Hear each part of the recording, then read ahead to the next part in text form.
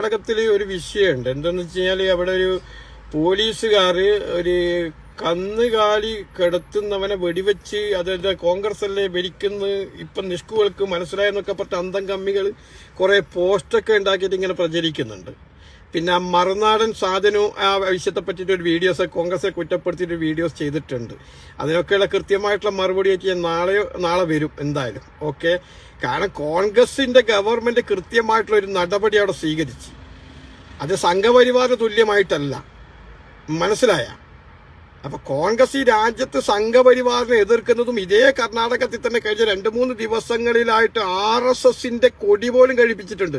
ഗവൺമെന്റിന്റെ ഔദ്യോഗിക സ്ഥാപനത്തിൽ അവരെ ഭരണകാലത്ത് നാട്ടിയൊക്കെ അത്രയും തന്റെയും പവർഫുള്ള ലീഡേഴ്സ് ഭരിക്കുന്ന ഒരു സ്റ്റേറ്റിനകത്ത് ഇവിടെ എവിടെയും ഒരു പ്രിവിലേജും ഇല്ലാതെ കുറെ കുട്ടി സഖാക്കൾ അതും പൊക്കി പിടിച്ചിട്ട് അതിന്റെ സത്യാവസ്ഥ അറിഞ്ഞിട്ടില്ല.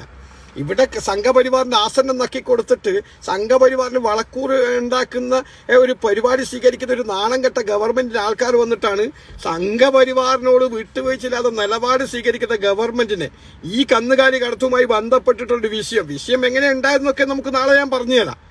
ഓക്കെ, ഇനി ഞാനത് കൂടുതൽ വിശദീകരിക്കുന്നില്ല, മനസ്സിലായ? അതിനുള്ള മറുപടി ഞാൻ നാളെ പറഞ്ഞുതരാം. അപ്പൊ അത്തരക്കാർ വന്നിട്ട് കോൺഗ്രസിന് അങ്ങ് RSS യാപ്പ ഊത്താൻ വേണ്ടി ശ്രമിക്കുക. ഇന്ന് മലനാടനും ചെയ്തിട്ടുണ്ട് കേട്ടാ.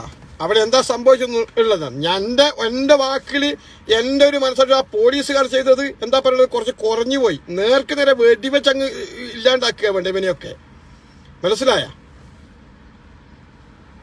ഒരു രാജ്യത്തൊരു നിയമം ഉണ്ടാകുമ്പോൾ നിയമം അനുസരിക്കണം. നിയമം എല്ലാവർക്കും അംഗീകരിക്കാനുള്ളത്, അല്ലെങ്കിൽ അപ്പറങ്ങ് മറികടക്കാനുള്ളതല്ല. പോലീസുകാർ കൈകാണിച്ച വണ്ടി അവിടെ നിർത്തണം, ചെക്ക് ചെയ്യാൻ വിടണം. എന്താ ഇവന് വണ്ടി നിർത്താണ്ടങ്ങ് പോയത്?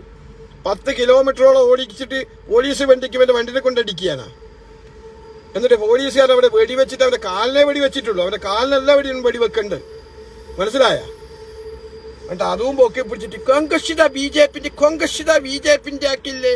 നിഷ്കുകളെ നിങ്ങൾ അറിഞ്ഞോ? ഇവിടെ എങ്ങാറ്റമായിരുന്നെങ്കിൽ നിങ്ങൾ എന്തൊക്കെയായിരുന്നു മാപ്രകൾ? എന്തെങ്കിലും വിവരം അതിന്റെ അവിടെ എന്താ നടന്നെന്നുള്ള കാര്യങ്ങൾ നിങ്ങൾ അറിയോ? അതൊന്നും അറിയത്തില്ല.